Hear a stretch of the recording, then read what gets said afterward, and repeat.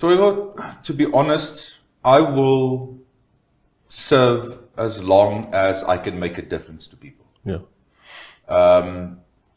What I'm saying now, I mean with no disrespect towards anybody, because I don't know everyone in the space, but I do not want to be a seat filler.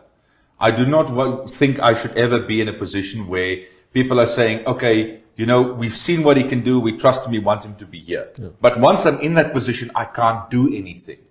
If it ever gets to that, I'll step away. But as long as I can make a change and I can really improve people's lives, then I'll go as long as I can. Yeah. I'll go as high as I can. If I do end up as Namibia's first democratically white elected president, so be it. Yeah. As long as people want me there and my merits have proven that I can make a difference. Yeah. But I do not want to be eye candy.